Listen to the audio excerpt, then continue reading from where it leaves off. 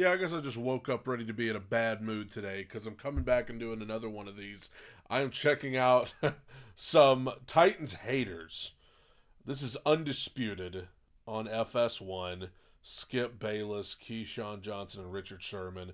This is back when the Titans hired Brian Callahan a few months ago.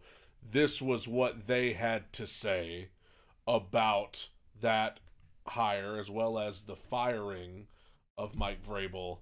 I'm sure this ages well. Mr. Callahan, other than his father I played against in the Super Bowl, and he was offensive line coach with the Raiders, and Bill Callahan, and he moved up, obviously. That's really all I know. But I always thought that. Okay, so let's just stop right there. He's starting the segment off by admitting he does not know what he's talking about. That's how he's starting the segment. Imagine your teacher gets up in front of the classroom in the middle of math class and says, before we get started today, I want to let everybody know that I know nothing about math. I know nothing about what I'm talking about.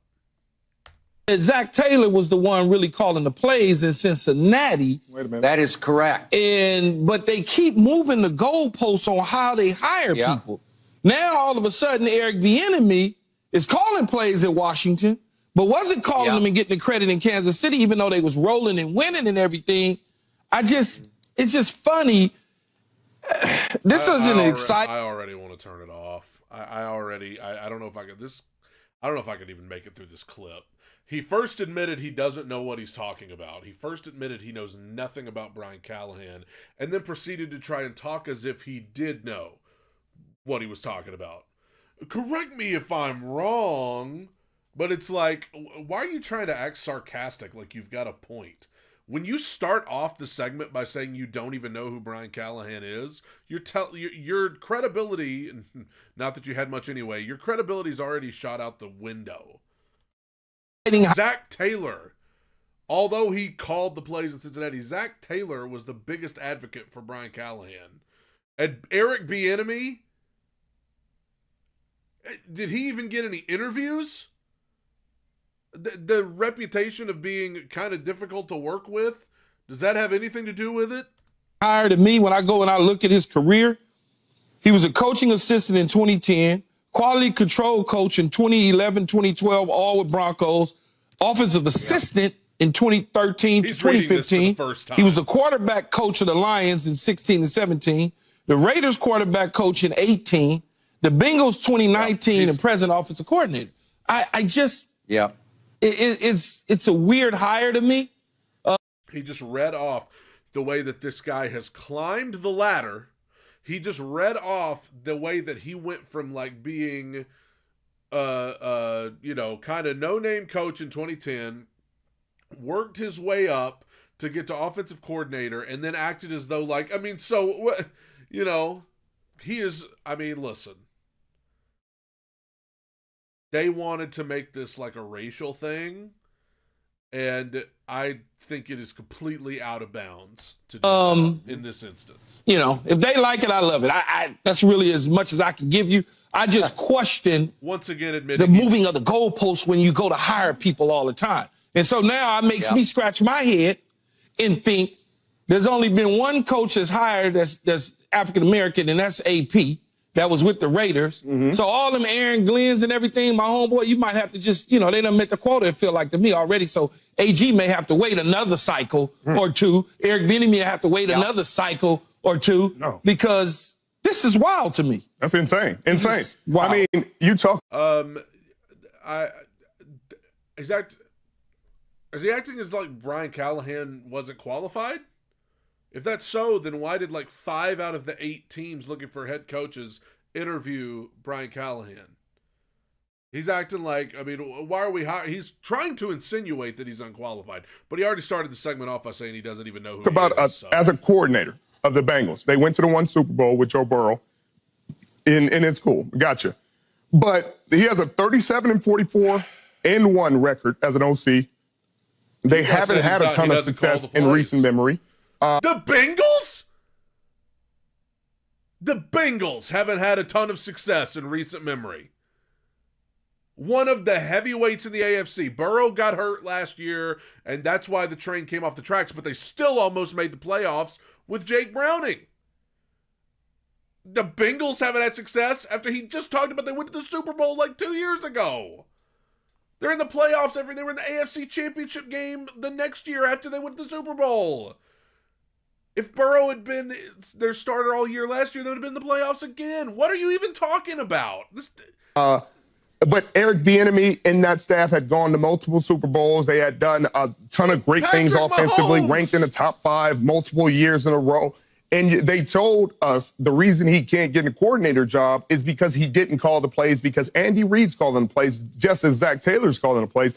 And so that is killing me, because I'm sitting here like Keith's saying, and you hear all about all these qualified candidates who are doing a phenomenal job. You look at Wilkes in San Francisco. You look at Aaron Glenn. You talk about Bieniemy. We could talk about coaches like Caldwell from back in the day who had winning records and were fired. But Raheem Morris right now probably should have a job. Did one of the most incredible coaching jobs in the national. And he got a job. So can you guys sleep better at night now? Football League with a very young team that basically overachieved to get in the playoffs and were very competitive. But then you give me a coordinator who doesn't call plays for a team that isn't even in the playoffs. It leaves me scratching my head on, why did you even fire Vrabel? Why did you? Oh, rev up the engine, baby. Why do we fire Vrabel? I don't know. Look at how the team's performed the last 2 years. Worst offensive line in the league, worst offense in the league, averaging 13 points a game, never passing the ball, always running the most boring offense you've ever seen, painful to watch, quarterback getting sacked all the time, running up the middle with 9 guys in the box waiting to stop it. Players who now, I mean, I know they didn't have the benefit of this, but players now who are still on the team that were on the team before that are now saying, hey, this is way better. We're actually being listened to. We're actually going to make changes based on what happens in a game. Before, we were just doing the same thing every single week. The Titans were a complete afterthought. As Richard just said, they haven't even made the playoffs the last couple of years, haven't really even been close last year. They were laughingstock. Nobody cares about him going forward, and now he's going to try and plead the case as to why we should have kept the guy that helped put us in that position. Fire Vrabel to go with this direction. Like, if you're going to fire Vrabel, then you go Ben Johnson. You go at least a coordinator. Ben Johnson didn't want to get hired anywhere. I know you didn't know that at this time. That's on a team that's in a championship, that's in the playoffs, that's having some winning tendencies this season. Maybe you go to the Rams. The Bengals don't have winning tendencies. Rams OC. I don't know. Maybe you go Bobby Slowick. Who took a young team to the playoffs, but you're telling me you're going with a coordinator from a team that isn't even winning. But you keep saying coordinator entitled. Okay? Because even his own head coach and Zach Taylor acknowledges that the fact that he helped develop the system, which all coaches do. Even my receiver coaches help develop the system because they have input on what routes you should run. Yes, he's coached other positions, but when you start talking about coordinating and things of that nature, the Los Angeles Chargers just experienced a guy who was a defensive coordinator in Brandon Staley who rose so fast at the top of the coaching charts. Quickly. They just experienced that. Now, maybe Tennessee, Skip, they feel like with Will Levis, they want a guy who coached Joe Burrow and knows that, and maybe it rubs off. And Matt Stafford and Peyton Manning. I mean, from Will Levis when he comes back next year. Maybe that's the case. I'm not excited about the hire, and I don't think Tennessee Titans fans are. And I'm not excited about your show, but I'm not alone in that, because the ratings would indicate that nobody is excited about your show. Nobody is excited about your analysis, and nobody is excited about anything that you have to say, and that's why nobody watches your show. I'm watching a clip from your show like 5 months after it aired because of the sole purpose of pointing out to everyone why nobody watches it. Or excited about it either. I don't either. And okay, so what do we know about what happened to Mike Vrabel? Amy Adams Strunk, now the owner of the Tennessee Titans, the daughter of the late Bud Adams, said she wanted somebody who would be more collaborative, that Mike was too much his own man, that she wanted somebody who would vibe with everybody in the front office. Carthon everybody else where they could do it together. And obviously, Mike Vrabel is not a together head coach. He's a chip off Belichick's block, didn't coach for him, played for him, obviously. And so... And that's a flaw. I'm sick of acting like that's a good thing that people should just put up with. No, that's a flaw. Vrabel's out, and yet just a couple of years back, he was the coach of the year. And now you have gone and found a man who, I give him this, and Keyshawn brought it up, I know Bill Callahan. He's a really good football coach, and he was the head coach of those Raiders that year that you kicked their tails, Keyshawn, in the Super Bowl. But the point is, what Bill did best, what he does best, continues to do best, is coach the offensive line.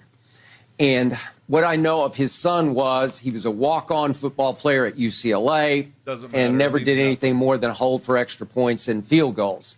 And then more than you've done in any sport in your life. He started up the ladder. I'm sure his father helped him a bit, get his foot in the door. With Actually, no. If you listen to Brian Callahan, which clearly you guys haven't, Brian Callahan has said in numerous interviews that his dad told him, do not come work for me. Do not come be on my staff. Do not come work for me because I don't want people to think that you got jobs just because of me. I want you to carve your own path. If they would have paid attention, if they even knew who they were talking about, they would have known that basic bit of information, but they didn't listen and they don't know. And now here we are, 3 grown men getting paid to sit on national television and talk about things that they're not knowledgeable about. Gary Kubiak's staff, but can you give him any credit for Peyton's development? I think not. Then he was on the Detroit staff as the quarterback coach. Peyton Manning, who said, I'm sorry to keep stopping it, but I have to refute the stupidity that I'm hearing. Peyton Manning literally said Brian Callahan is a great coach. Peyton has gone on the record. The sheriff himself has gone on record as saying how much Brian Callahan was a great help to him when he was in Denver. But disregard what the actual people say. Let's listen to these 3. Can you give him any credit for... Oh, good. I need some of that. That and that ad. I need some of that if I'm going to continue watching this video. For Matt Stafford's development, I think not. Are you really going to give him any credit for Joe Burrow's development in Cincinnati where he's... Somebody slap Richard. Drinking his stupid coffee that's clearly empty. The cup is clearly empty. Just like this one. You could tell by how carelessly he's holding it. He's literally taking a sip of coffee just to be funny and make it look like he's, you know, drinking his tea while Skip spits facts. Let me tell you something. Go back. I want to hear that. Really going to give him any credit for Joe Burrow's development? And I don't know. That was his coach, his offensive coordinator when he came into the league as a rookie. So we're just going to pick and choose who we gave credit to. I mean, like, Burrow just came in and already knew how to play in the NFL. He didn't need any help. Cincinnati, where he's the quote-unquote offensive coordinator. No, it's Zach Taylor runs that offense. He's the game planner. He's the play caller. Okay.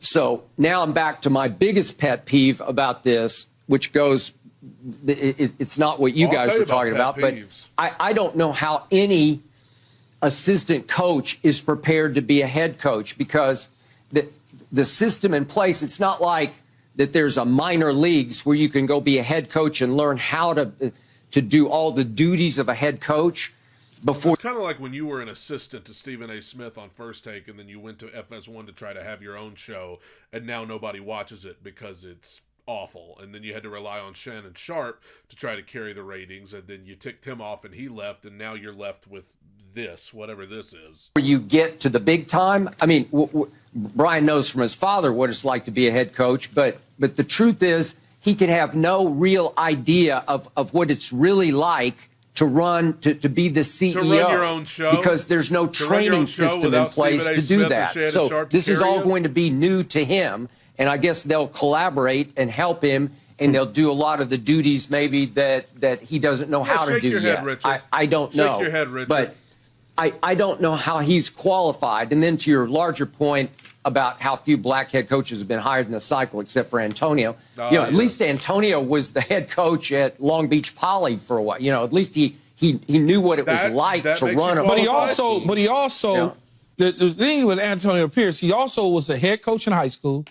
He was a defensive coordinator at Arizona State. He was. With Herm Edwards, who was a former coordinator. NFL coach, along with Marvin Lewis as a former NFL coach. Marvin Lewis, the height of...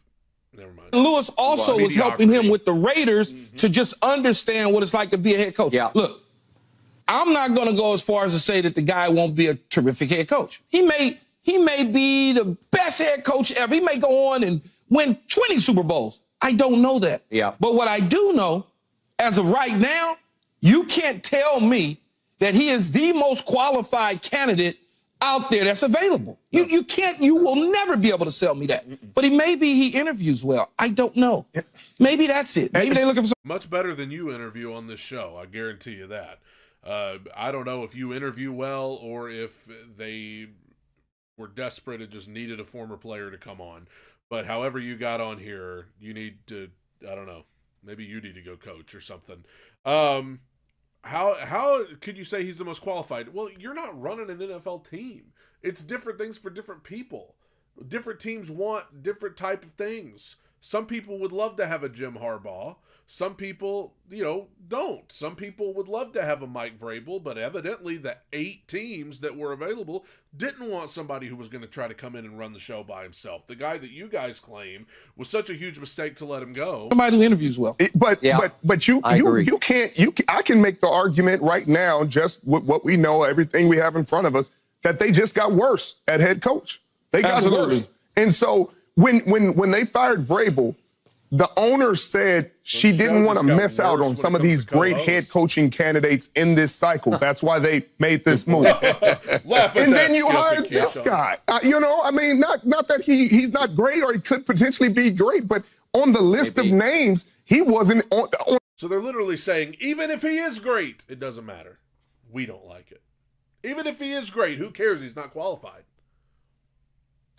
The top 10 or top 5 on anybody's list. It was Harbaugh, Belichick. I mean, you could go Pete Carroll, Ben Johnson, all these coordinators and these defensive, offensive coordinators, whichever direction you want to go. But you're not going for an offensive coordinator for a team that's not even in the playoffs. And you're firing a really good head coach that has this team fighting week. You just said they weren't even in the playoffs, but we should have kept the head coach that led us to that bullcrap record. In and week out for him. Defensively, you don't have the most talent, and he's drawing up game plans that are really competitive. And you fire him for a guy that's not even calling plays for his team because it's collaborative. I just don't understand that. Well, maybe he'll hire his dad. Maybe he'll hire his dad as his offensive line coach, and that'll be a good start for him. And he did. His father's a really good offensive line coach. Yeah, let's laugh at that. Well, that's what ended up happening. I'm literally about to pick up my computer and throw it through the wall if I have to watch Richard Sherman give that, yeah, like he knows what he's talking about. None of these guys know what they're talking about. They're mad because they're having to spend 12 minutes talking about the Titans when they would rather talk about the Dallas Cowboys and how many times Jerry Jones coughed today and how many times Dak Prescott went to the bathroom and how many times that whoever their coach is, I don't even care who their coach is, the big guy, McCarthy, how many slices of pizza he ate today. That's what we got to talk about. We're mad because we have to spend time. Look at what they're talking about next on the show that day, by the way. Dallas. He's one of the best. Yeah. He's right at the top of the list. And he may be, I don't know if you can make a lateral move because he is an offensive line coach. So I'm not sure, but I'm sure he will try to get his father there, and that would be the best move that he could make. Yeah, he should certainly try and get his father there, and I'm sure Cincinnati will sign off on it, or somebody will, the league will say, okay, yeah, you can have him. We don't need to take any draft picks or whatever the case. Or it may make him assistant head coach or something with a different title that it doesn't become a lateral move. I just don't know what he's going to be. Yeah.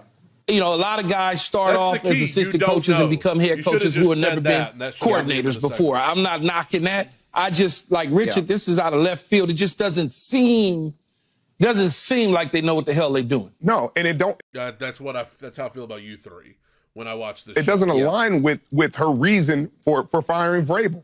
Like, I thought they were going to bring Harbaugh in. They about to bring Belichick in. They're bringing all these ex-head coaches, these big-time names in because she's like, hey, we got to make this move while the market's hot. And then you bring in a guy who didn't even. Is that what she said? That's what she said. What'd she say, Skip? Could you give me the exact quote? Okay, but the only one I read was about we needed somebody who will collaborate. Well, obviously, Belichick or Pete Carroll or Jim Harbaugh are not going to collaborate with Amy Adams Strunk. I don't know. They're not. But look, it's okay if that's what she was looking for as far as a head coaching candidate goes. Again, this is not the best resume that's available. No. Never mind the old wizards that we talk about as coaches. They get them dudes out, all the Harbaughs. I can't watch the rest of this. I'm done. All I know is that if he ends up being a good coach, and listen, I don't know, but if he ends up being a good coach, I am going to be insufferable. You are going to have to ban me from the internet. You're going to have to ban me from this channel because I am going to have some choice words for those three right there. Goofballs. Complete and utter. What's their ratings like these days? Just like their opinions in the toilet.